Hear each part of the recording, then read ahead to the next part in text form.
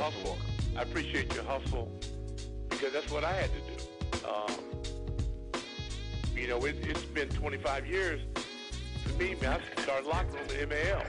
I work in weekends, with a vision. And so that's how it starts. And J.J. Green, who's at TOP, that was my dog, man.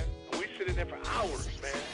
Cutting tape, putting sound behind it, doing that sound, locker room, all that stuff. You got to have a concept. You have a great concept. You guys are doing it, man. And it's an honor for me to just be, a small rock, man, in your mountain. Because this is what it's all about. Not sitting back waiting on somebody to hire you. Build your industry. You guys are building your car. No different than Henry Ford. You're building it. And then you got to roll it. So it's an honor for me to be a part of it, man. I appreciate it. Thank you, sir. Very kind words. Once again, Mr. Doc Walker blessed us with his presence, and now... Welcome to Sports on the Hill podcast. Hashtag DC Sports Without the Politics with Carol and Robbie on True Radio Network. Thank you, gentlemen.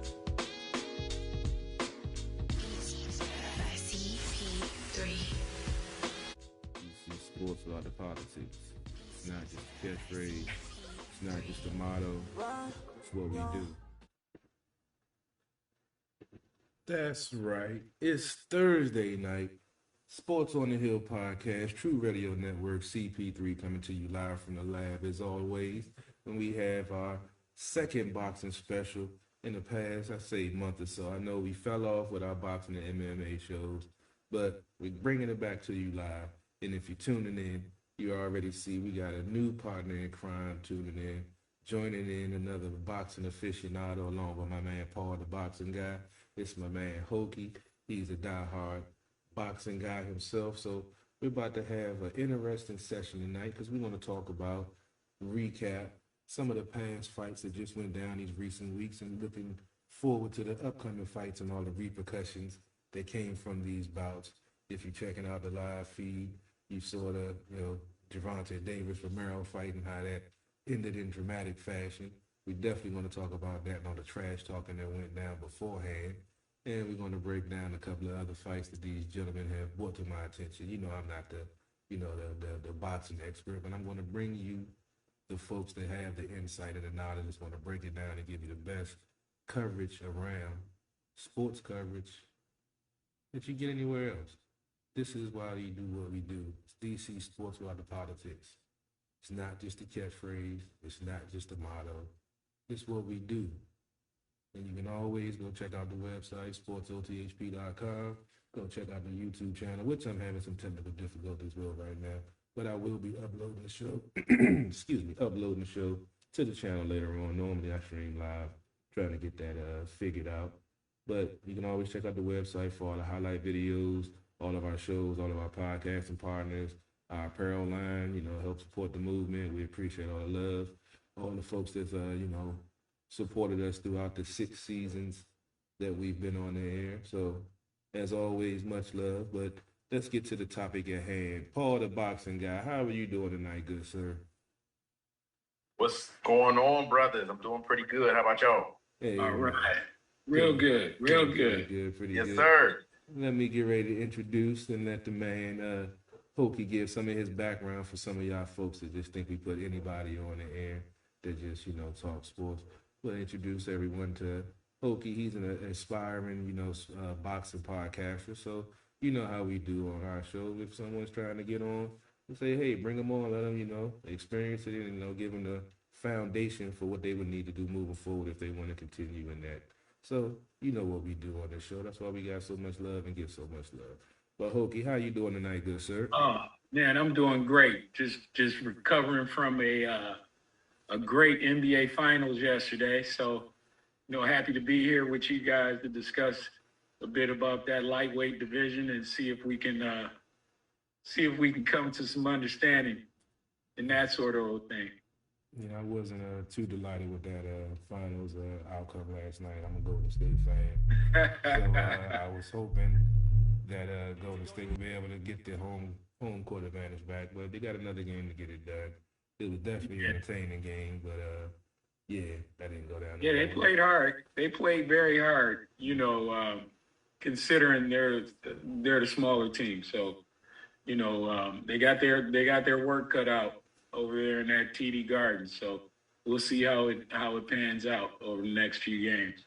No doubt. We also got the NHL Eastern Conference Finals on, Tampa Bay versus the Rangers. It's tied up 2-2 right now. It's the end of the first period, tied up at 0. So no goals scored in the first period. Crucial game 5. Both teams look strong at home and held serve at home, and now it's the best of 3. As I've already stated on the show on Tuesday, I am rooting for Colorado because I don't want Tampa to three-peat, and I damn sure don't want the Rangers to get a damn trophy. So that's my 2 cents on that. I'm not a hater. I just don't want them to win. Call it what you want. But let's go ahead and get into the fight that everybody, wants to talk about. I know I do because that left was ridiculous. But the Gervonta Davis-Romero fight, when I didn't know all of the hoopla before with all of the, trash talk and then even some physicality before the fight, there was some pushing and some things going on. Can y'all give me some background on the hatred that these two had for each other that led up to this fight? Paul, I'll go to you first. Well, what's funny? Like, I'd known about Romero. I've seen him fight a few times. I never really saw him as much of a elite level fighter, but he was always pretty good. But the funny thing was, Carl, is that I never really noticed about how much these dudes been going back and forth until a couple of weeks ago. Now, I know they were supposed to fight last year, and it didn't happen. But I tell you what, though, as devastating as that knockout was, I think the post-fight interview that Romero had up there kind of showed how devastating that left hand was, because he sounded like he got hit. He sounded like Eddie George after he got hit by Ray Lewis in the playoffs all them years ago. Man, I thought that soundbite was fake when you sent it to me, man. Until I saw the real thing, I was like, man, he was really messed up after that punch. That shit was crazy, man. Yeah, he was.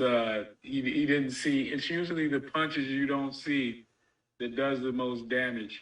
I was kind of feeling a bit, just to touch on what you were saying, Paul, about Rolly in the post press conference. He was a bit concussed.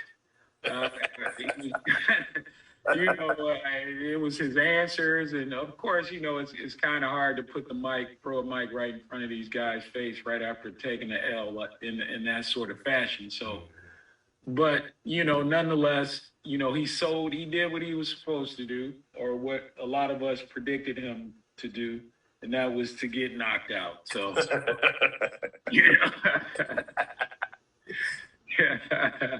That's true, and I tell you what, I watch Tank, and I've had a lot of, I really like Tank, but I had a lot of issues, criticisms with him in the past, where sometimes he seems to look for the one shot, right? And sometimes he strings guys along and looks for that one shot. And I always say, as talented as he is, if he gets, he may pay the price doing that, but I'm starting to look at that a little differently now, where, he took some good shots that fight from Romero, Yeah.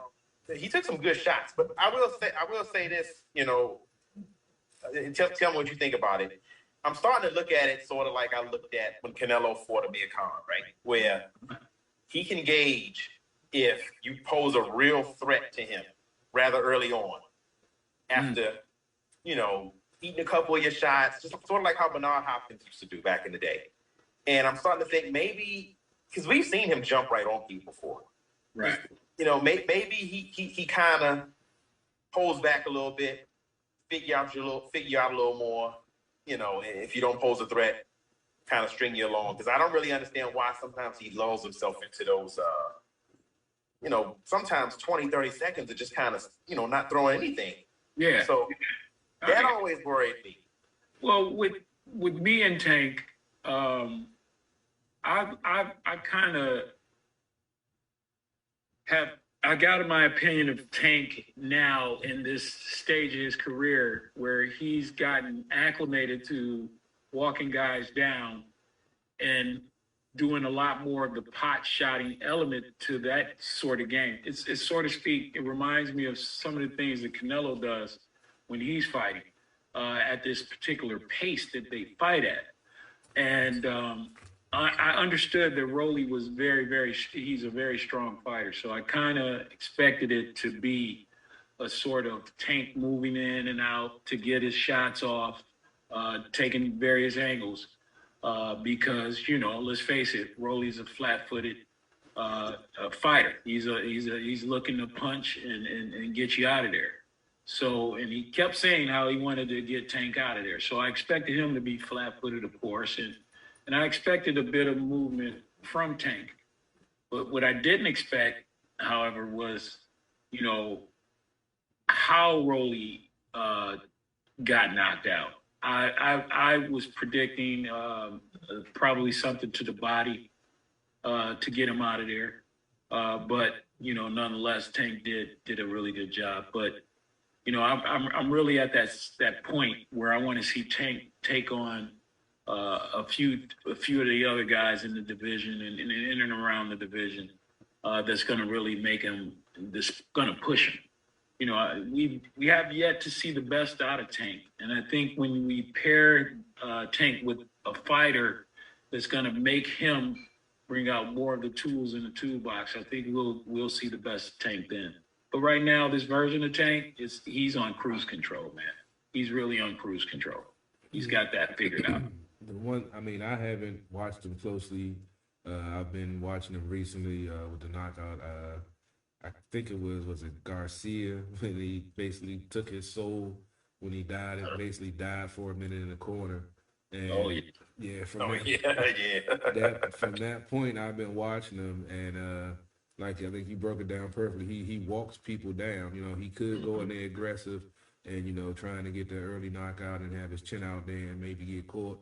But the same thing with agreeing with Paul said. He gauges to see, let me take one of their punches, see, if I go in there, if I don't get mine off and he gets his, am I going to be good? And I think that he's becoming more of a tactician in the ring. Excuse me, especially working with Floyd. And I guess I want to, not get off the subject of the fight, but I heard a rumor that he's supposed to be possibly leaving Floyd. Did y'all hear anything about that? Well, yeah, he alluded to, that he would be leaving, or this would be his last fight, so to speak, on with Floyd and those guys. However, he backtracked after the fight and said he wasn't going anywhere. That's from what I saw. I'm not sure, if anything had developed thereafter. How about you, Paul? Had you heard anything different? No, I heard the same thing you heard before the fight. I even posted about it, saying that he's supposed to be leaving Floyd after this fight. But like you said, I saw him backtrack too and say, nah, he's sticking with him. But your breakdown was great because I saw the same thing, and like both of y'all said, Tank, he likes to walk people down, but and like you said, he's on cruise control right now. But it's still, just like how welterweight was and remains.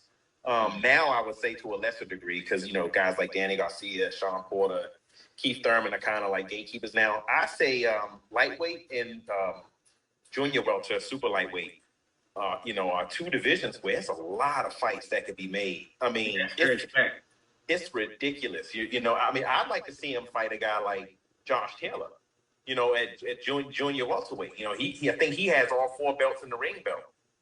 He does. So I think, if I'm not mistaken, Tank fought this fight at lightweight, I think, because he went up, then back down. Yeah, he did. So the only problem is that Tank. They call him Tank for a reason, right? The dude is short, but he's built like a tank. Yeah. So it's like, it's kind of hard to stay where he is for long as he gets older. Right. But the problem is, he's so small, and a lot of those guys, higher up, and them dudes young.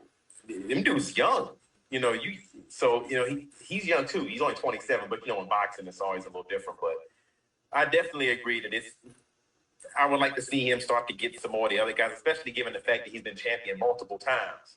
Yeah. That's one complaint I've always had about how he was managed over the years. Yeah. Was that he kind of didn't fight the who's who of his weight classes. Now, I'm not saying that that's his fault. I'm not saying he didn't fight nobody. I'm not saying that either. But, I mean, he had opportunities to guys like Lomachenko, Devin Haney. And of course, you got these young guys like Ryan Garcia always want to be in the mix of everything, call them out. But, I mean. He's a person that I call these three guys that they always seem to have something negative to say about Haney after his accomplishment. Always. Three amigos, the three, was that Ryan, Rolly, and Teofimo? Oh, you know what, though? I'm going to tell y'all one thing. I think Rolly took a page from the Teofimo Lopez book on how not to lose. Because, man, he sounded sort of like Teofimo after he lost to Kambosos. It's like, what fight was you watching, man? Yeah, and Kambosos, he's mirroring everything or echoing everything that Teofimo said after he lost to Kambosos. I guess he left him with the blueprint, so he's kind of speaking out of character after losing. Well, almost spoke as if he would not ever speak as if how Teofimo was speaking after his L. But I say that I have to say this division is stacked. There's a lot of great fighters at that weight. One of my favorites at that weight that doesn't get much recognition is El Rayo. He's over there with in the Benavidez camp. He's a good lightweight, solid, moves around for a Hispanic fighter. He's not just flat-footed. He actually can box. So I've been keeping an eye on him. I like the fact that now Devin is bringing some sort of stability by having those belts now, because he seems to want to fight the best of the best. So, and being in the position that he's in, having Haney Promotions, Devin Haney Promotions, he should be able to get some of the fights he's looking to get, and also having two fights remaining on the deal with Top Rank. So I think Bob will put him in the ring with Lomachenko if this fight falls through, with the rematch with Kambosos falls through. Then I think we'll see him in the ring with Lomachenko next. Yeah, I agree. I mean, especially with, like you said, being Top Rank. But, he got another guy, if I'm not mistaken, on Top Rank too, Shakur Stevenson. He's still sitting out there too. He's young, so he got a few more years to kind of feel his way around and get some weight up. Now, we know he got belts, but that's just, just another guy, that's sitting right there. I mean, it's just like a mishmash of talent. And we know Lomachenko's a little older now, especially after losing to Teofimo. People don't look at him, with as much awe as they used to. But, I mean, he's still Lomachenko. Oh, yeah. Yeah. He's got a great skill set, and again, I've been critical of from time to time looking at him, if we're going to call a spade, I hear some of, for instance, the African-American fighters being called runners. Yeah. And when I hear that and I go and I look at, say, a Lomachenko fight, and the fight that he fights emulates a lot of the greats from the past that happen to have been African-American. Yep. So, I kind of say that to say, we got to get out of this thing of labeling these fighters, runner or he's a ducker. I think we need to really get more in line with getting back to the basics of bringing that old feel back to boxing, because we're losing it, with some of the casuals out here, just the way they talk and dividing the sport amongst cultures. I really hope we can get away from that. Yeah, I agree. I mean, especially, you know, I mean, we had a fighter. I'm sure you guys saw down in South Africa that just died the other day. You know, after his fight. You know, I mean, so it always kills me when people would say, "Oh, he runs," or you know, Floyd runs, or you know, Bernard Hopkins is boring, stuff like that. It's like, well, the point is to hit and not get hit, and you know, it just kills me how. So I'm gonna give you another example of that, right? A lot of the casuals, they love to trash fighters when they quit. Now, I hate to say quit because it's negative connotation. Like the fighters on his bench don't come out for the bell, right? They say, "Oh, he don't have heart," or "He this, he that." I'm like, you know, do people not remember, you know, the Nigel Benn fight? I mean, you know, when he almost, yeah. So I mean, you know, what was my man doing, touching his head? You know, he still ain't right to this day. So, you know, and you can't always count on a trainer to save you. So yeah, I agree with you, man. I mean, a lot of these casuals are really messing stuff up. And as far as Lomachenko, I mean, I've been hypercritical over him since he essentially first came out, because I remember when he was 7-1. You had people saying he's pound for pound best. He's one of the best fighters of all time. I'm like, damn, he's 7-1. You know? Yeah, they tried. Oh, they were that narrative, man. I tell you, I used to just cringe because you had Ward at the time, who was perched at number 1, and Crawford was just beginning to really soak up his notoriety. He just, you know, everybody was really becoming to recognize Bud for who he is as a fighter. And they were actually Teddy Atlas. I'll never forget seeing that interview. And Teddy Atlas had the audacity to tell those guys that Lomachenko was better than them. I almost spit my beer out when I was looking at this interview. I said, "Teddy, what are you talking about, man? Cut it out already," you know. So, but needless to say, you know, it is what it is. It's a part of the sport. You know, I'm just used to it. That is true. Well, I tell you what though about Teddy Atlas, man. I think he's been on TV a little bit too long, because it's sometimes when I'm watching these fights, I'm gonna say, I don't know if you agree with me, but I think the worst booth of all time was when you would have the announcers on ESPN. You would get Teddy Atlas, you would get Stephen A. Smith, and you would get Tim Bradley. And sometimes I would watch the fights, and I'm like, what are these dudes watching here?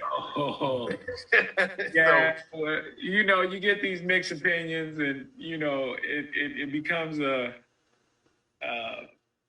almost, I don't want to call it a circus act. You know, for us that are hardcore, boxing aficionados, you know, I just sit there and I laugh. I just take it in.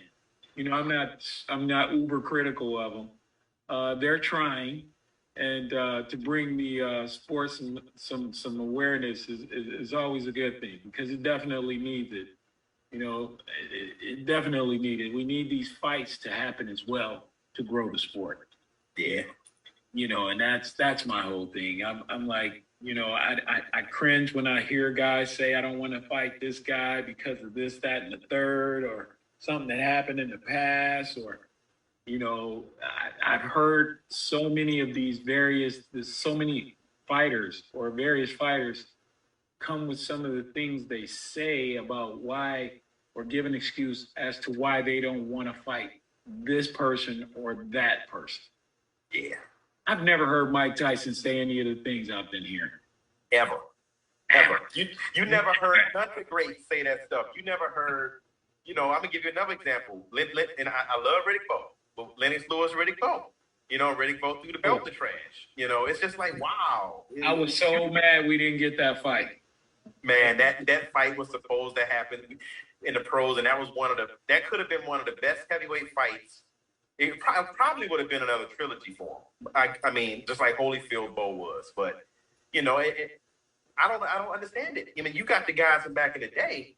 I mean, they went actively headhunting for who's the best. If you were up and coming, they wanted you. They weren't going to say, "Oh, I got the belt, you got to come to me." Nah, they wanted you.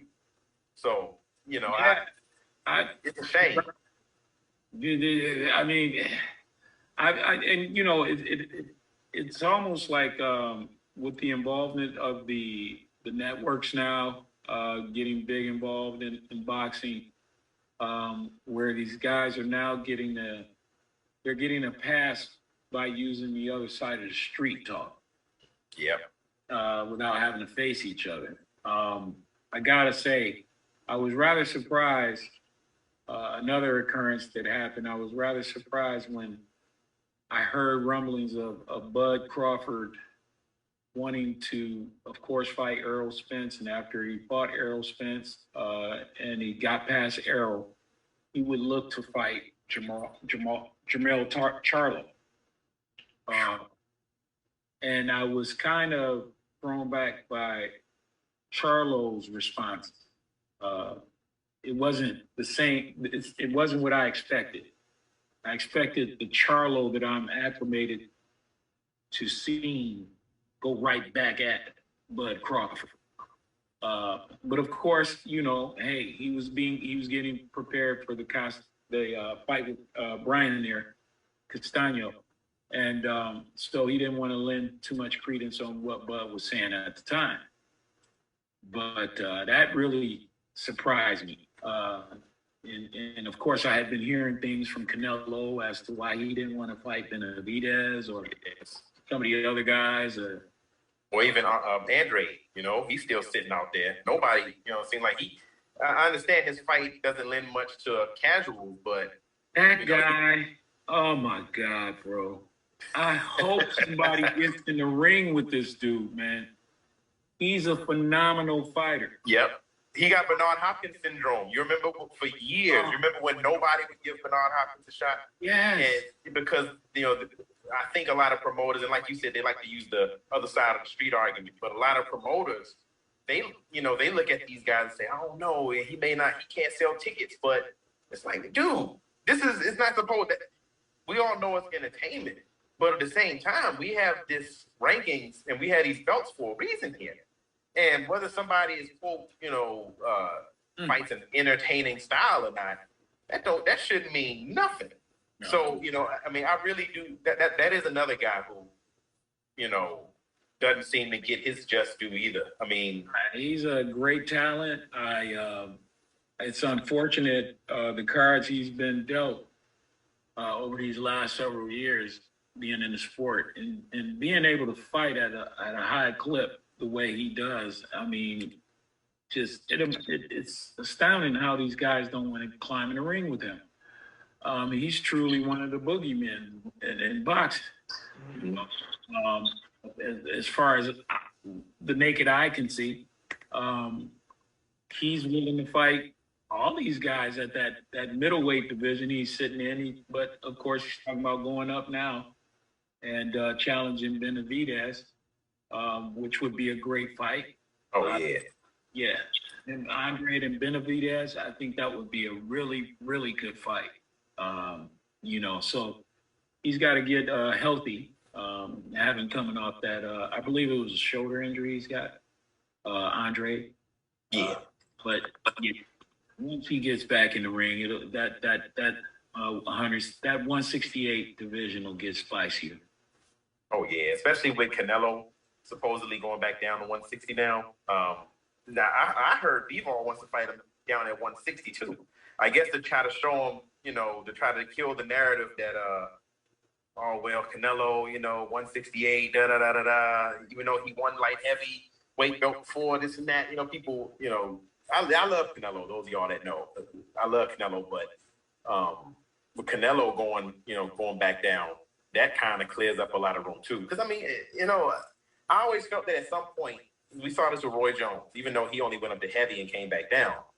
I'm not saying only as, you know, saying like it's a small task, but you know, we saw Canelo go up from what, 150? What did he start off at? 154?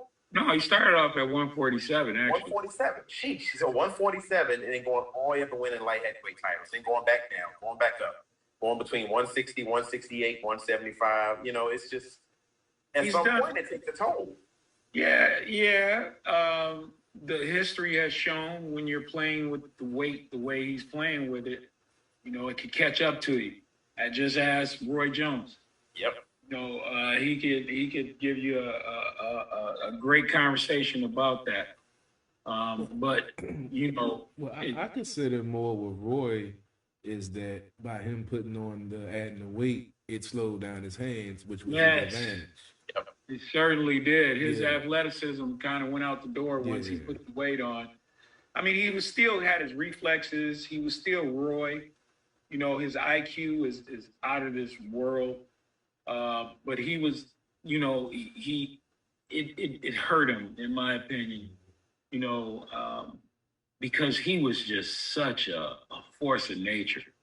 I mean, that guy, man, the way he puts it, he used to put those punches together at 160. Roy Jones was a sight to see, man. Mm-hmm. That dude, but it's no small task, and this is early in his career.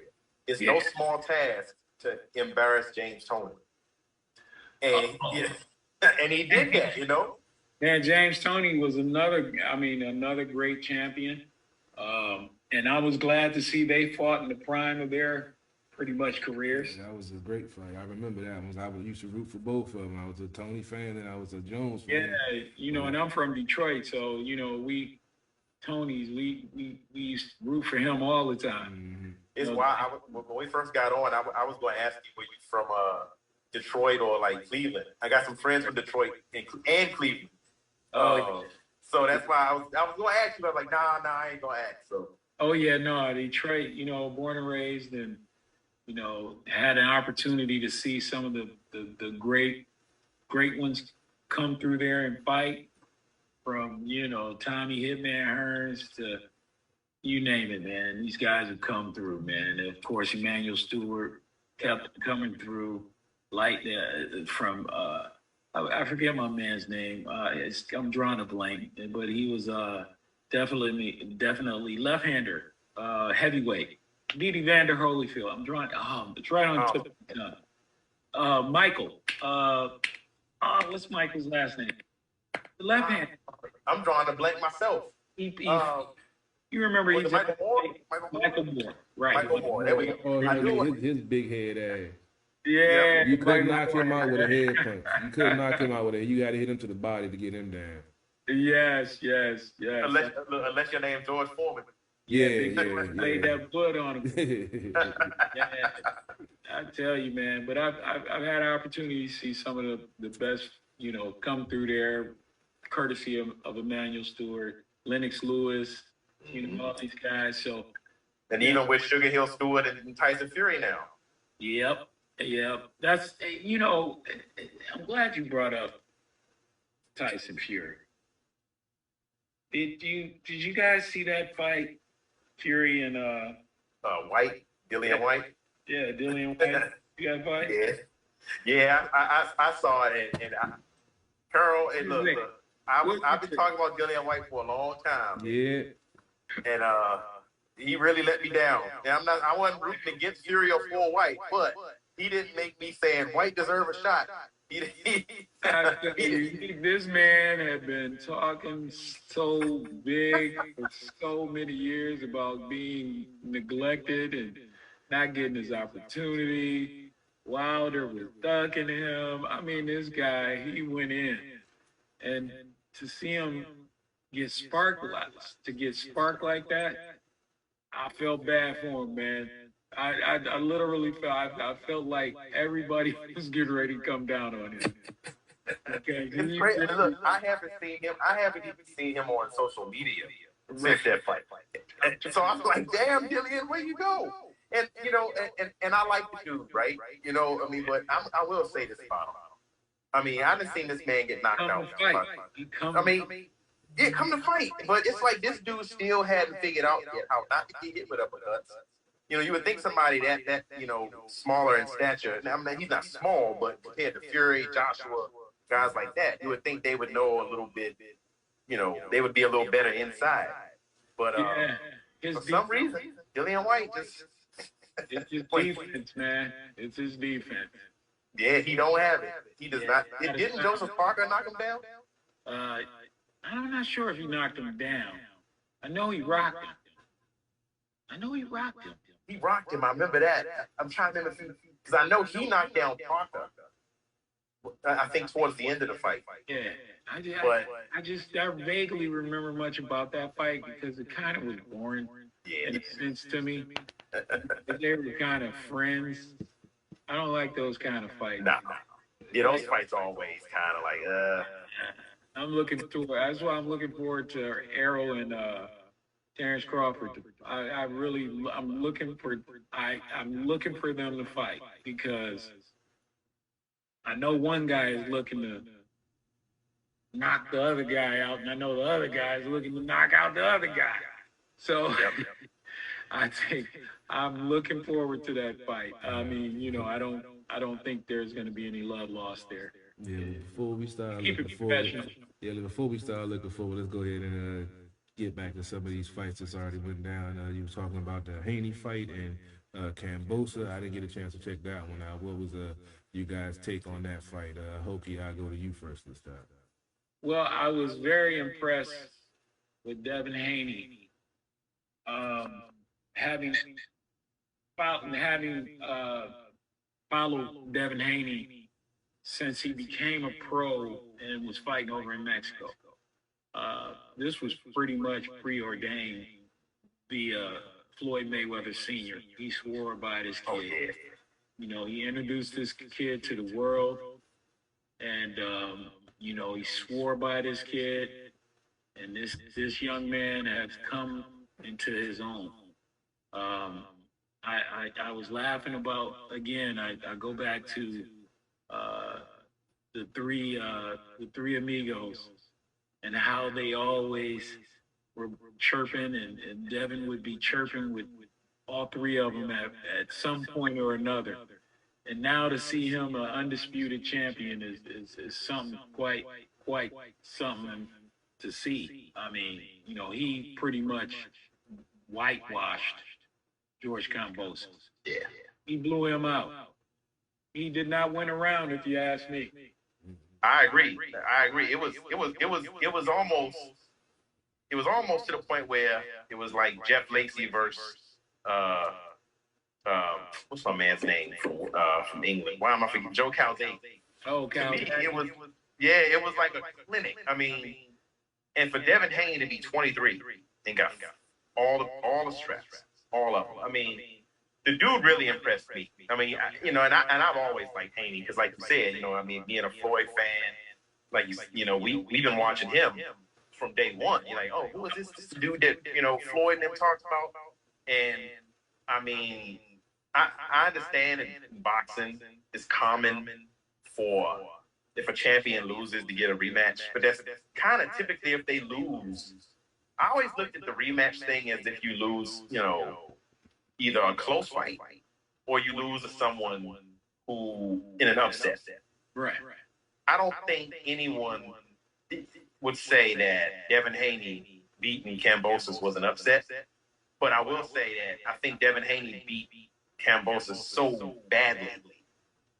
Honestly, after what we talked about earlier with all the other fights in that class, I just don't see any grounds for Kambosos to get a rematch. Now, I don't know if he's going to exercise that clause or not. If I'm him, I'm not. I would advise against it because here's why. You know, here's why. I don't know if they had a clause in the contract. Well, no, I take that back. I heard it was a 30-day. He has 30 days to accept the rematch. But I would feel 2 losses would really hurt him. Yeah.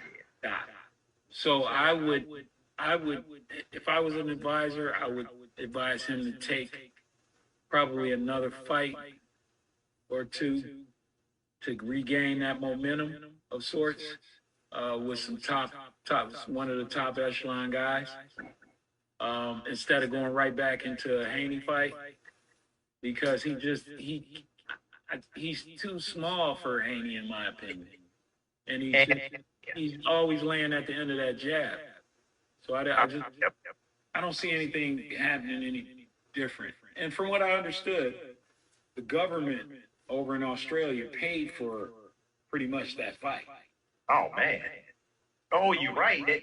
You know, that's another big thing to go along with why we agree. You know, the Kambosos shouldn't shouldn't be fighting him again because Haney went to Australia. He went to homeboys, not country, continent. He went to homies. He went to the homies continent and country, and just whitewash. And Devin, he shows so much poise through the promotions because the way George was promoting the fight, he was insinuating that he was a rat, a thug, just teetering on that sort of atypical sort of stereotypes of black men. So when he was teetering on that, it was to get into Devin's head, but obviously it didn't work. So I just don't see it being any different. I just don't. Me either. I mean, honestly, I kind of see it maybe being a knockout. That says a lot. Because Haney get knocked out. Yeah, I mean, because Haney is not known. He don't have a reputation as a knockout artist. But this is why I always laugh. Like we bring up the casuals again. Oh, Haney don't got no power. I'm like, bro, yes, he do. I mean, he's a pro boxer. He can knock you out now. But I feel like if they fought again, I don't think Kambosos has the tools to be able to come in there and fight a vastly different game plan. And I think if he steps back in that ring with Haney, I think it's going to end in a knockout. I think Haney would know him enough to know, okay, he's going to do this, or let me take that back. Haney knows himself enough to know what he can do to Kambosos anytime he wants to. Because it got to a point in that fight after a while where, I mean, Haney looked like he was just riding, just warming up. Yes. Haney, he looked like he could have fought 12 more rounds. I mean, it's just, I'm impressed with that kid. I really am. I'm interested to see, what they have in store for his future, and the sky's the limit for him because he's just a gym rat, and I just think that Kambosos fight, his confidence is going to be out the roof, so I think, looking down the road there, if you didn't know, the WBA just mandated that Tank and Devin get it on, that they just put that mandate that he fights Tank next. Oh, man. So we'll see. Bob has a way of getting around things. So get this guy in the ring with Lomachenko. But Tank would be a great fight. They got that history. So I think that would be a great fight. Yeah, they used to go back and forth a lot, especially on social media. I mean, they used to go at it, and but you're right, like with the Bob Arum. I mean, he ain't been in this game this long being a knucklehead. He know how to get around. He knows how to make fights happen and not happen. So I think Bob would look to make that fight after the Lomachenko fight. Oh yeah, he's gonna always take care of his stable first. Yeah, let a couple of them dudes knock each other off, like maybe Tank go in there and run through Ryan Garcia, and Rolly got to fight somebody else that's climbing the ranks. These guys gonna have to match up, and because Devin signing that 3-fight deal with Top Rank, or 2-fight with a 3rd fight option. He's going to have to give him that Lomachenko fight. He's got to give Bob that Lomachenko fight. So other than that, he'll be fine. Give him that fight, get Lomachenko out the way, and then let's get to seeing what we need to see, the Tank and Devin and the Shakur Stevenson and Devin. I want to see Keyshawn Days. I want to see Keyshawn get in the mix. He's a really good fighter too. There are some really good fighters there that I want to see him get in the mix with. Yeah, it's a lot. And the good thing about these dudes is that, I mean, it's astounding to me how many of these dudes are still young. I mean, it's like we were saying about Haney a minute ago. Haney 23. What is Shakur Stevenson? What, 24? Yeah. I mean, 7. Rolly's 24. And, you know, Ryan Garcia is 23.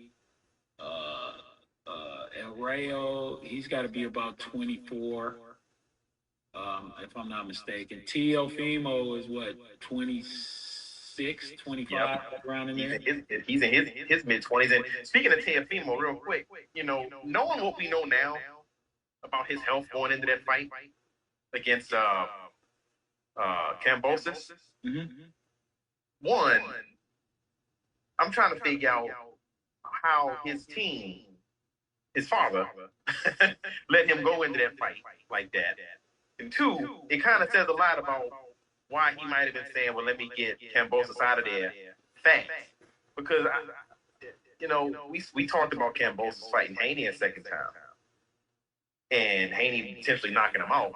Honestly, I think if Kambosos fought Teofimo again, a fully healthy Teofimo, and I'm not a Teofimo fan per se, right? I'm not really big on Teofimo, you know, but I don't see Kambosos beating him a second time. Well, he wouldn't fight the dumb fight he fought the last time.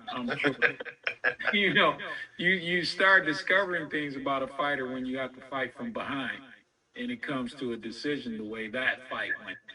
You know, they both tasted the canvas, but Kambosos did enough in the earlier rounds to build such a lead on Teofimo that nothing he did coming down the stretch, other than maybe outside of a knockout, would have gotten him the win. Yeah. I feel that Teofimo is a good fighter. He's good at what he does, but when it comes to fighting these top tier guys, the elites of the elite. Elites of the elites, he's 1-1 now, in my eyes. Yeah. Because he fought Lomachenko, beat him, and lost to George Kambosos. Now, some people may beg to differ. Kambosos is one of the top guys in the lightweight division. Time will tell, but, you know, as far as Devin and how that goes, I don't see any of those guys beating Devin. They should have got to Devin a little earlier. Yeah. At this point, because it's all about confidence for a lot of these guys.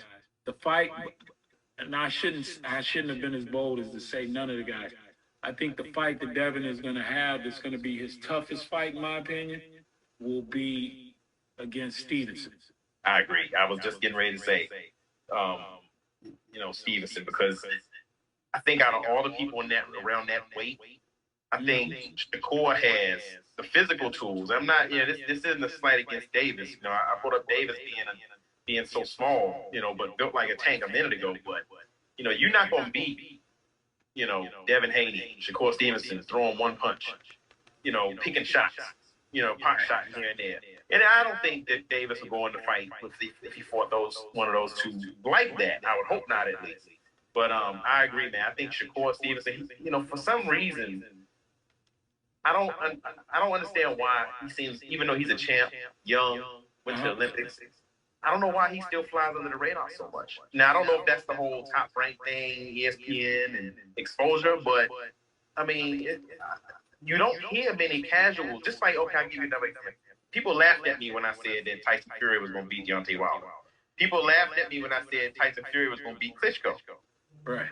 Now everybody says Tyson Fury. We love Tyson Fury. You know, and it's almost like if casuals don't know, they act so shocked, right?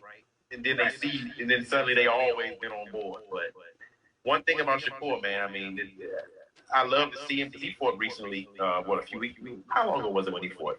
Oh, he fought Oscar Valdez about a month. Yeah, about a month ago. You know, one thing I like about Shakur is that he's learned how to create his own offense, and that's something that he didn't have at first. I love his game. I love his game.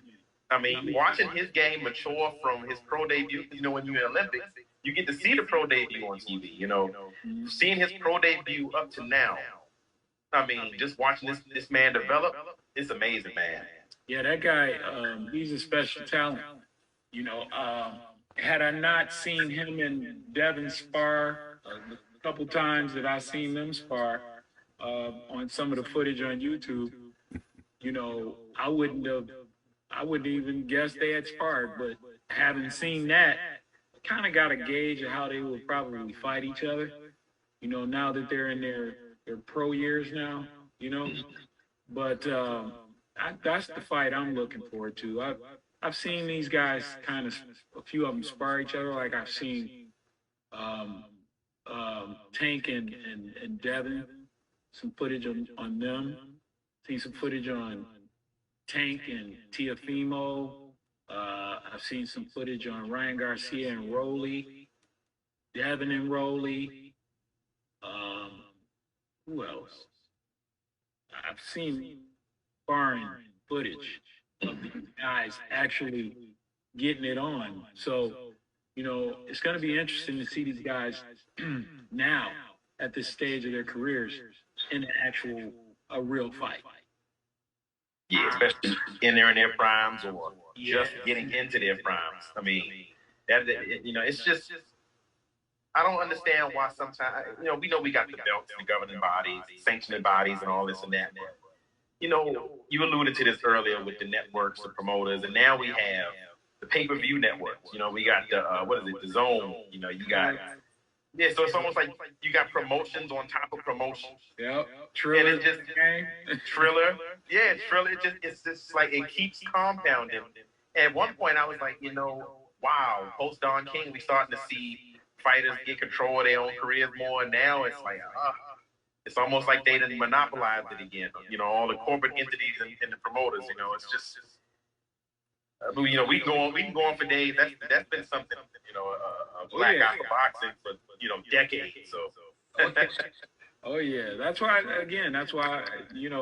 these guys have an opportunity. Devin has an opportunity to stabilize that lightweight division, and having all the belts. I really feel that these guys are going to have to make some really hard decisions, because there's only one champion. That's him. That's Devin Haney.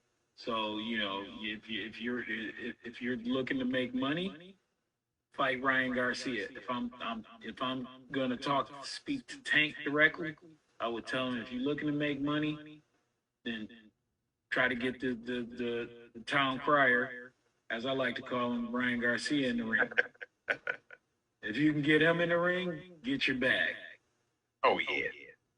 Because I know they're gonna want Devin Haney to fight Lomachenko now. If it ain't Kambosos. So he's gonna be tied up for a second. So Tank needs to, look at some of these guys.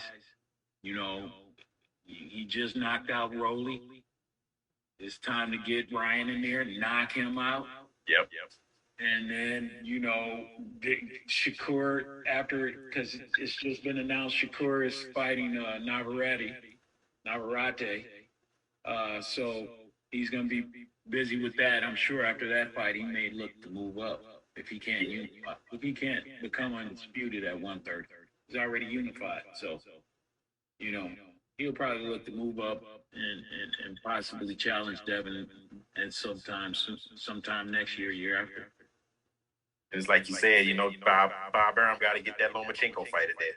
He got to get that Lomachenko fight. Bob Burnham, that dude, for a man who promoted Ali, when he said, I'm sorry, Carl, I'm going back in time, but for a man who was there with promoting Muhammad Ali, when he said that Lomachenko is the best boxer, best fighter he's ever managed, I'm like, wow. That guy, man. I said, Bob, man, you're really putting the mustard, the mayo, and the relish on it. I was like, man, this cat is not. I mean, I love Lomachenko. His game, he's a great fighter, but these young guns, I think he needs to stay away from these young guns. I agree, 100%. He needs to stay away from them. Yeah, boxing definitely is getting younger. Just hearing y'all making off some of the ages of some of these young and upcoming guys like this. Me and Paul talked about it, I think, last year or the year before, about how, boxing's getting getting back to a better state than what it was because for a few years it was a joke. But luckily we're getting all of these good fights and these talented young guys coming up. Also, we were talking about the Darnair fight. He fought. I don't even want to try to pronounce the first other dude's name. But in a way versus Darnair. Yeah. There you go. You know, in a way, man, that's another dude who monster.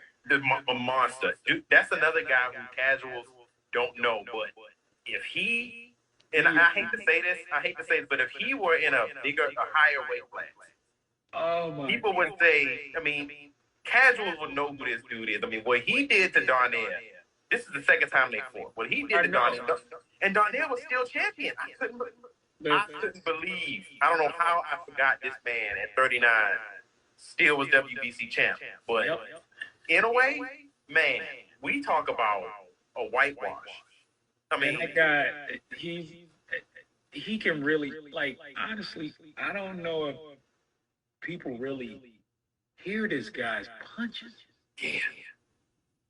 Like, I mean, punches are hard. He can really hit. You know what's crazy? I saw his fight against Darnair. I had to watch it on YouTube. But the sound was off, so the sound would come before the action, right? And no joke, I was hearing pop, pop, pop, pop, pop, dude, and then seeing it like a second later. Jeez. My hands up, man. I'm like, first of all, I'm watching this fight on a Tuesday morning. So, you know, I'm taking a look at it, and I mean, this kid is I want to see him move up. That's all I can say. He can be in that picture too that we were just talking about. I want to see him there with Gary Russell or something, man. Yeah, because Gary Russell, what is he, 18-0 now? Man, this dude is ready for these fights with these cats.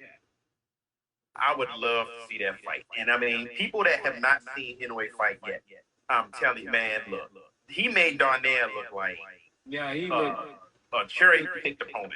He looked like he was ready to retire. Exactly. He looked like Cesar Chavez Jr. looked when he fought Canelo, essentially. Yeah. I mean, this dude got to the point where 2 rounds. I'm like 2 rounds. But the thing is, he hit this man in 2 rounds with every punch in the book, and it was amazing watching him set it up. I was watching him. I was like, he looked like he's setting up a body shot or an uppercut or a lead hook, right? Because this dude was just going up, down, faking to the body, you know, coming back up top. Nice. He's definitely on my pound list. He's definitely he's getting ready to be something to reckon with, because the moment he moves up and starts flirting with that 126 and, you know, the 130, once he starts getting over there, because there's some killers, you know, like we've been talking about, up in that weight range, and he's a killer too. Yep. And if he can carry his power like he's been carrying it, oh my goodness. I mean, that dude he can box. He can box. He can bang. I was like, exactly. He can fight inside. He like, you know what? Like Errol Spence. Remember how Errol Spence did to what's my man's name? Was it not Lamont? Was it Lamont Davis? Oh yeah. He fought him in a phone booth, essentially, and then how you know, I mean, in a way, he do the same thing. He's good inside. He's good outside. The dude got his punches are so accurate, man. I mean, he's got pop. I mean, he got pop, but accuracy to go with it. I wasn't really paying much attention to him. I had been hearing about him, but I had, like, maybe it was a couple fights ago when I started really paying attention to him. Maybe about it had to be about 3 or 4 fights ago. And every time he's been just that much more impressive. Every time. I'm like, yo, man, this it's time for him to. They can really do big things with him, because there aren't too many Asian fighters out here that's making this sort of impact. No. Especially not from Japan. You know, maybe you would see the Philippines because of, you know, you think Manny, you think Darnaire again, you know, but from Japan? From Japan. Not from Japan. Not China. He's like, no, Japan. I was like, okay. He is out there banging. I'm talking about every time I see this dude fight, like you said, it's like, I'm like, man, how much better can this dude get? And I'm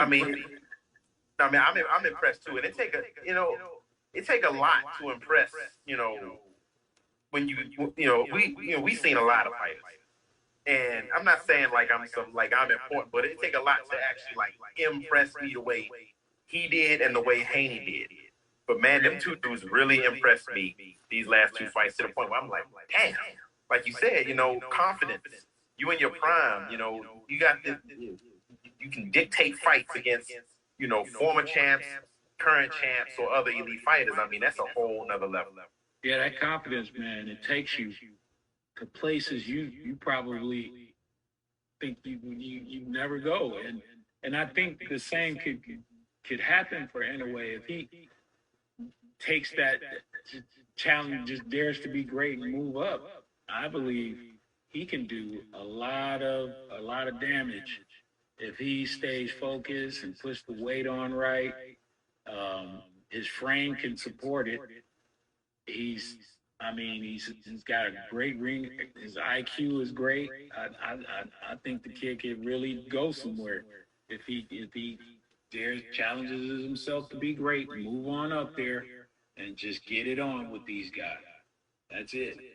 I mean, he got all the tools. He got all the tools that he essentially has all the tools everybody else has. Yes, he can compete with them. He can compete with them. And I think he should take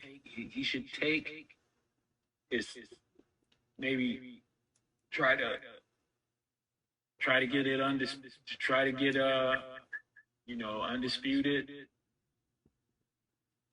and bounce a couple of divisions up. Like, I think he can do it. I think so too.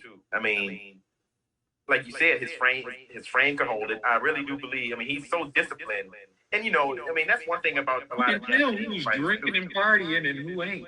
I mean, right. But it's like, you know, the dude, I think the dude can put the weight on right.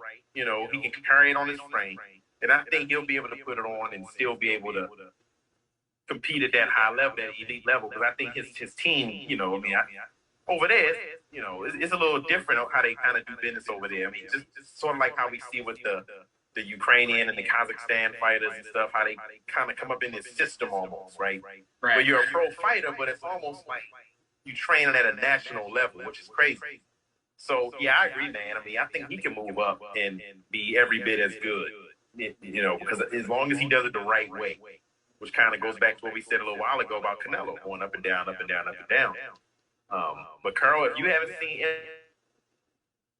it, oh my goodness, man, you went for a treat, man. No doubt. I'm actually flipping on the channel right now because I just finished watching the Nats lose 7-4 and get swept by Miami. Currently watching the NHL Eastern Conference Finals. It's tied up at 1-1. Third period just started between Tampa and the Rangers. Game 5 series tied 2-2. But to get back to what I was saying, it's a show on Showtime called Ghetto to Glory to Gold, with talking about the 4 gifted boxers rise up to dominate the sport: Sugar Ray Leonard, Marvin Hagler, Tommy Hearns, and Roberto Duran. And I guess it's recapping their rise to glory. So I don't know if you guys knew about that, but no, I gotta check it out. Yeah, I ain't trying to see that. Damn. Yeah, I was just flipping channels and it's about to come on in about 10 minutes. But it started on June 6th, so it's on Showtime. So I'm sure you two will watch that and check it out. But we did a nice recap of the fights there was. Now, I know you mentioned the Terrence Crawford fight. I'm a Crawford fan. I've been, you know, since he started fighting out of Nebraska, and I saw him, you know, switch up and go, you know, southpaw and go back to natural. So once I saw that he had power in both hands, I've been a fan of his the whole time. But this matchup with, I believe I said, Earl Spence, that's definitely going to be an interesting fight. So I'll let y'all get y'all breakdown and predictions of that fight and any other fights that's upcoming. Well, I tell you that Errol Spence is a great fighter. He's disciplined. He's strong, rangy, great IQ. Unfortunate accidents slowing up his career over the last couple years, kept him out of the ring. Terrence Crawford, what can you say? Pound for pound, number one guy in the sport. Just uber, ultra talented. Just, I mean, a calculator out there, a computer when it comes to this thing called boxing. It'd be a great fight.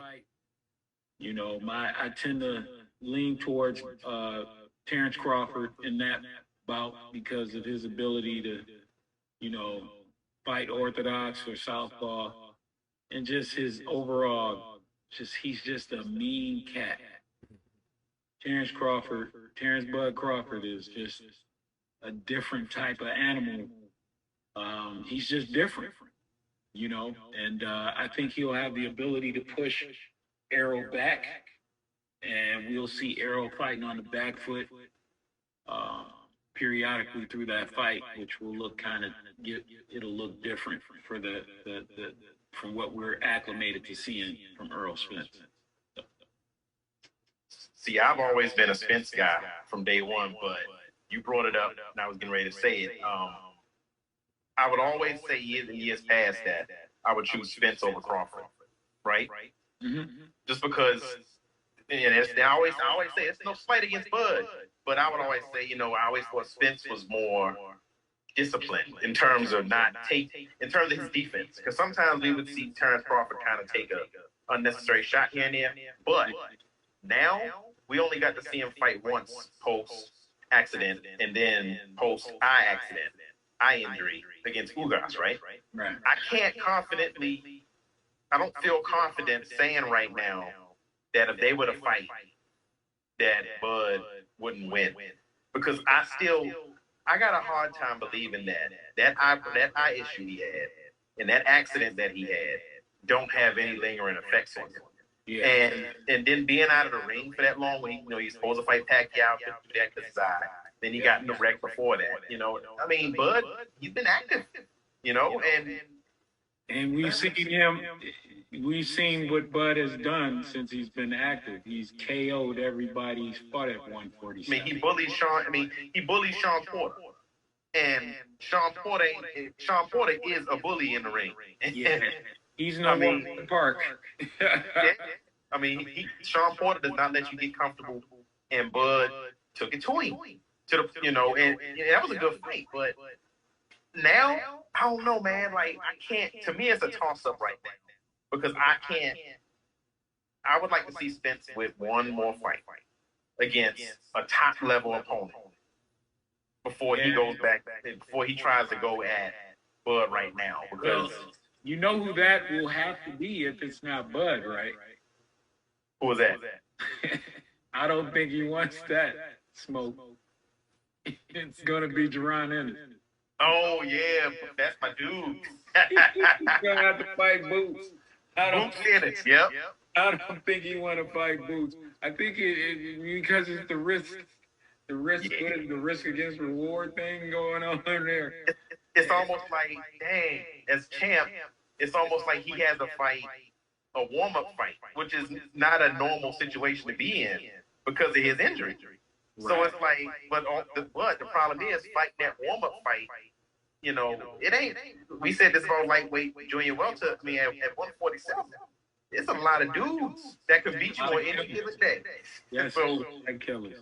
Yeah, I mean, what's he gonna do? Reach down and fight Danny Garcia again? You know, I mean, it's like, what are you gonna do? You know, so I can't even make that prediction. And Carol knows that I've always said for years I'm taking Spence in that fight, but now I gotta see him fight another, you know, top tier fighter before I can make that prediction confident for Spence again. Because Bud, like you said, Bud's a dog, and Bud been wanting that fight for a long time. Yeah, he's the hungrier. Like, if I look at it, and I'll be honest with you, if you watch boxing over the years, you know when fighters really want to fight. You know, and this is not a slight on Errol because, again, I understood he was out of the ring for a while and why, you know, and so, you know, that may have partly to do with why, you know, there's some sense of hesitancy on his part. This guy, Terrence Crawford, appears to be the hungrier of the two. He seems like he wants the taste of that undisputed again at 147 now. Especially with all those guys, and also too the fact that he's older. You know, at this point now, I mean, we are like one thing that I've always gotten into arguments about was I've always said that as good as Bud is, I always said Spence had the more this is the key word, the more recognizable names on his resume to the casuals now. Right. Now people that don't know, Bud fought some dogs too. Oh yeah, you know? And that's the thing. I feel like Bud being at his age now on the back end. I feel like if he were to fight Spence and win that fight, I mean, he could put the cherry on top of his career right there. Yeah, well, that's why he was calling to fight Charlo after Spence. He will have then accomplished undisputed in 3 different weight classes. That's never been done. It's never been done. Especially now when it's back now with day, yeah, in the 4 or 5 belt era, yeah, he'd be the first to do it. So, you know, I'm sure that's motivation for him to stay in the gym and prepare himself for these sort of fights he's going to have to partake in. So, and I think PBC they'll clear it out for him. They'll do a deal with him. I mean, at the end of the day, you know, I used to be critical of PBC a lot, especially when Keith Thurman had the belt at 147. Because, you know, speaking of what we said earlier about fighters saying that they're not going to fight, you know, how Keith Thurman essentially throws out Errol Spence earlier. Yeah, it was funny because Keith Thurman said he's not ready for me. And I'm like, this dude was talking like he's an elder statesman, you know, about the same age, same amount of fights. And I'm like, this dude really ain't done nothing to be talking like that. And now look at it. You know, I mean, so I think I am happy to see, though, in recent years, PBC has been working more and allowing fighters to fight. You know, who was it against top-ranked guys, which I never thought I would see at a top level happen. Yeah. But it's like you're right about that. I never, you know, the way those 2 organizations would talk bad about each other. I never thought I'd see them make another fight ever until Wilder, and I saw Wilder and Fury pop up. I'm like, oh, okay, these guys they're back to working together. Okay, you know. But yeah, that was the fight that shocked me. I'm like, wow, okay. So, you know, I kind of chalked that up maybe to because Wilder and Fury, I guess they just wanted it that bad. Now, I know it's an old fight, but that fight, it did astound me that PBC did not only make it go 1 time, made it go 3 times. So, you know, I hope they allow that to happen with Spence and Bud, because for that fight not to happen, it'll be just yet another one of those fights that people will look back on and say, how in the hell did those 2 dudes fight each other? Like Joshua Wilder, Joshua Fury. I think they're going to get that fight made. I think I didn't have much faith in it getting made. For some reason, I think they're going to make this one because it's at that point now where, you know, too much has been said about this person wanting the fight and that person wanting it at this point publicly, you know. So I think, you know, at some point we should be getting an announcement about that fight here in the next several weeks. But, you know, once it is officially announced, I'm going with Bud Crawford. I think he'll pull that one out probably about, I'd say a unanimous decision. I'm gonna give him a unanimous decision. I'm gonna say I'm not gonna commit to a winner right now. Now, Carol, no. This was 2 years ago. I would have said Spence, but I will say this: I think whoever wins, I think it'll be a legitimate split decision. Not one of these split decisions where it's, you know, one judge decide, when the cards is all messed up. But I think whoever wins that fight, it'll be a split decision.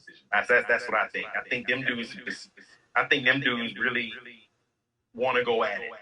Yeah. And, I mean, I hope to see it, but I'm gonna reserve my actual prediction. I still want to lean towards Spence because I've always been a Spence guy. But I'm on the record.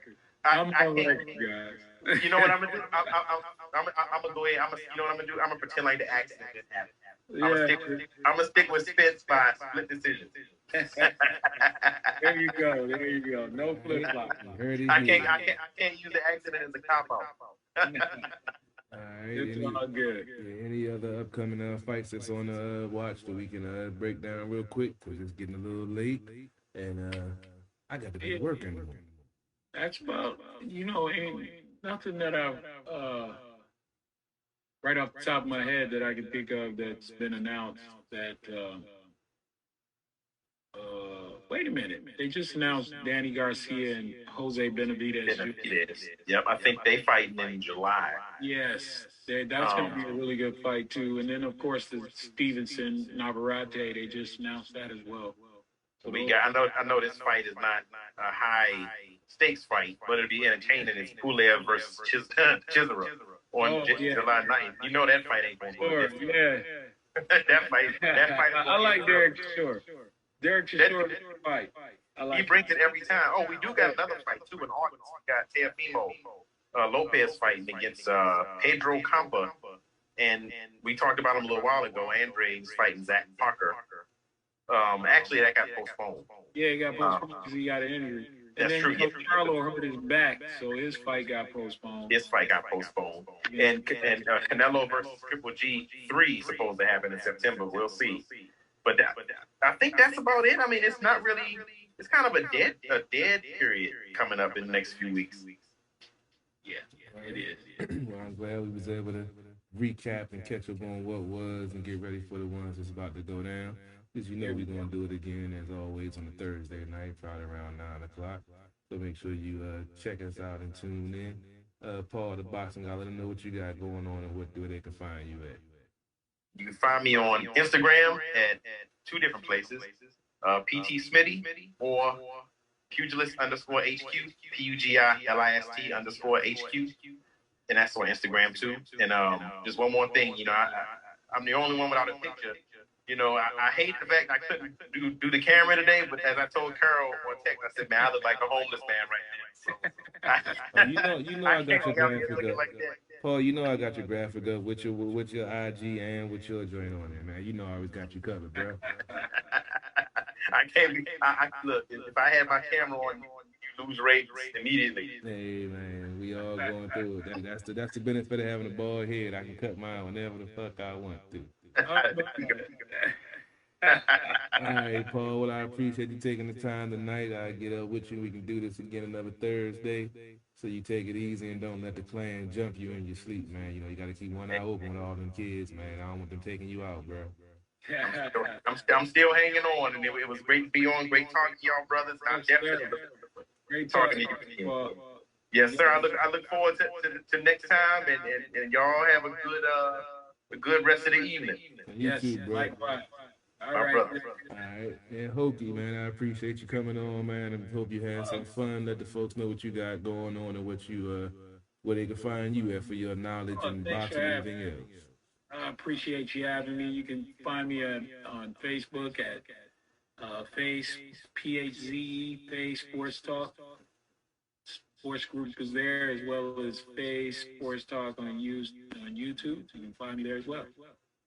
All right, well, appreciate it as always, man. Glad you came on, and we got to talk about some other things offline. So hopefully you might be available this Sunday. We can link up and talk about some other things we got in the works, man.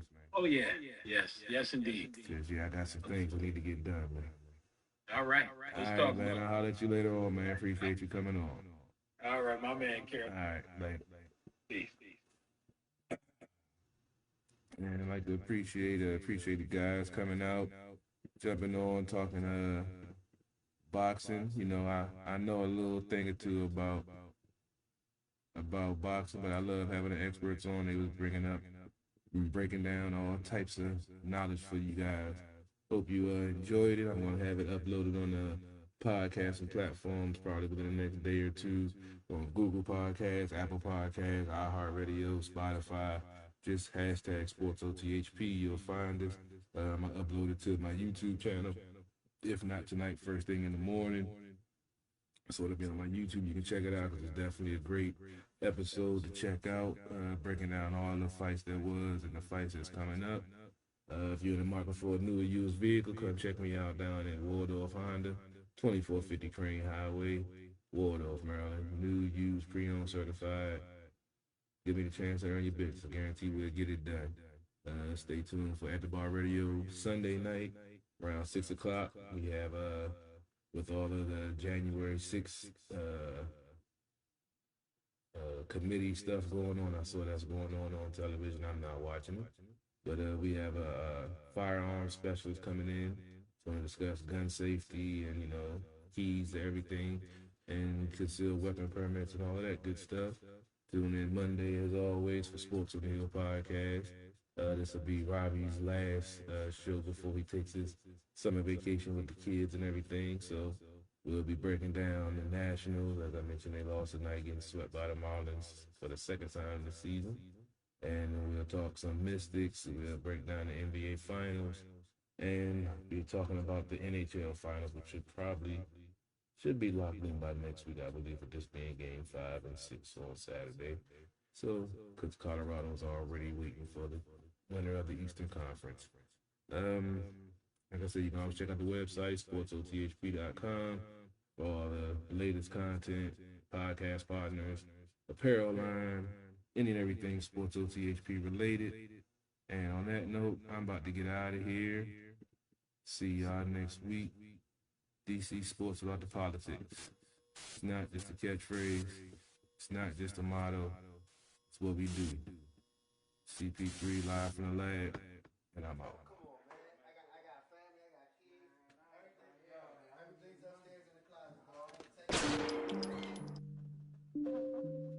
Money, money, I love that money. Lucas. Money, money, money, money, money, money, money, money, money, money, money, money, money, money, money, money, money. You don't really want to play.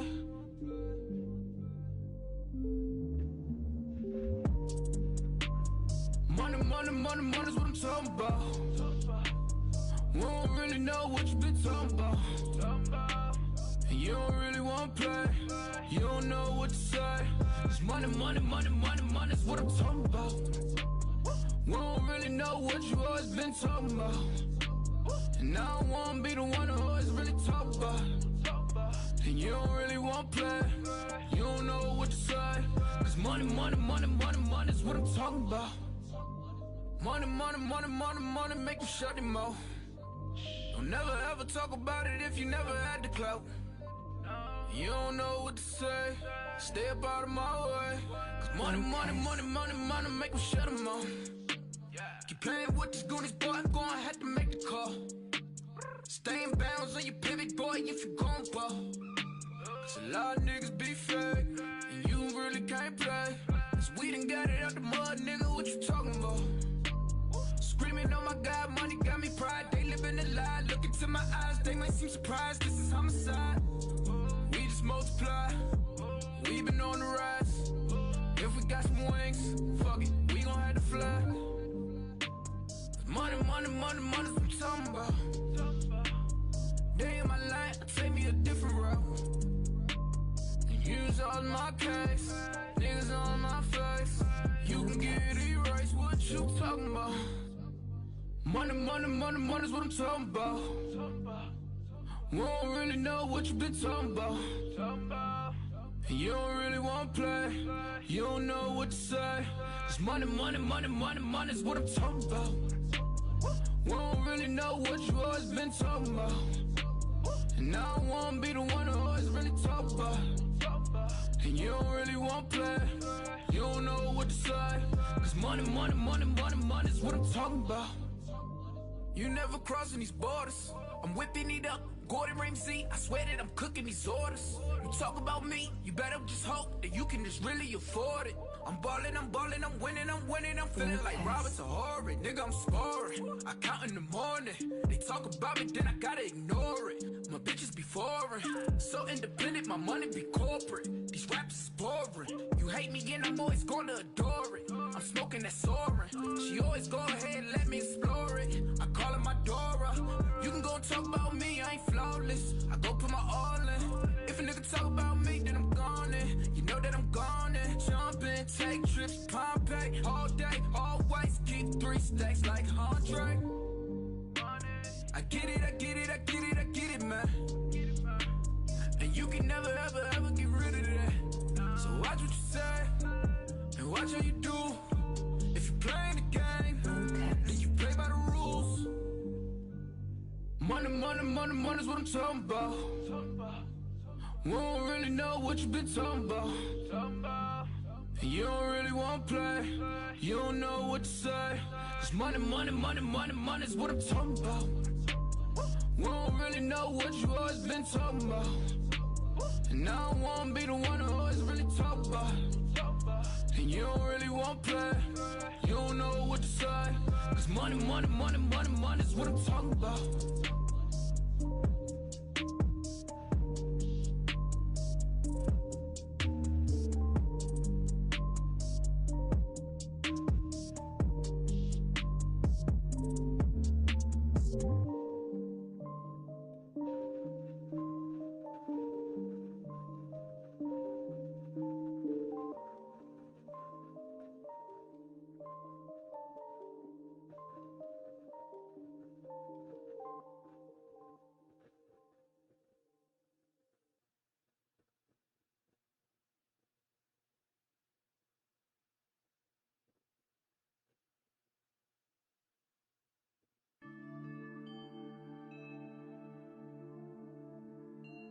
Yo, M20, where you at?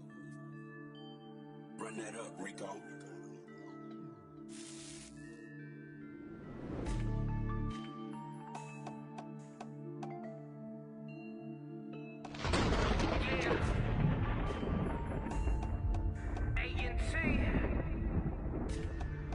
Tell them I'm back now. I never back down. My team strapped down. Let it go back down. Man down, that's on 911. Nigga, I never back down. No, I won't run, nigga. Chasing money till my pockets big fun, nigga. Terrorists, why you fucking with the wrong ones, nigga? Don't back down. Jesus, send you to Jesus. Front to the casket, my flow the meanest. That's where the heat is. Get off my penis unless you a genius. Shit, I need this. Back down never. Who is better? Birds of a feather. Niggas all the same, they don't know better. Man, I've been the king since a nigga Chris Webber. Man down, let it go. Better stay on your toes. I've been flexing on these hoes. Man down, let it go. I've been grinding, I've been fighting. Got the lightning, once the cake, got the ice. A supersize of my meal. Appetizing, oh my god. Running back, I'm a titan, nigga. Ass ball about the kid. A&T is killing this shit. Man, I gotta stay lit. Nigga, extinguish your shit. I got the fire. Make us sing like Mariah. They just birds on the wire. Dirt Nats, where's the choir singing? I never back down. My team strapped down. Let it go back down. Man down, that's on 911. Nigga, I never back down. No, I won't run, nigga. Chasing money till my pockets big fun, nigga. Terrorists, why you fucking with the wrong ones, nigga? Don't back down.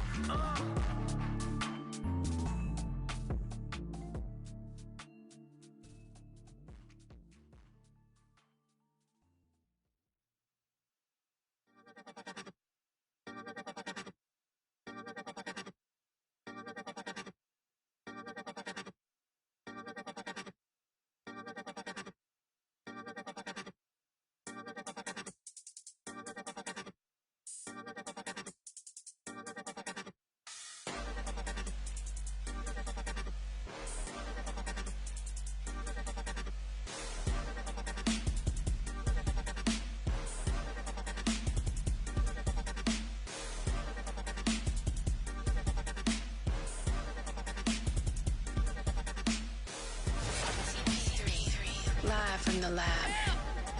Many can copy us, but none can duplicate us. DJ Jules.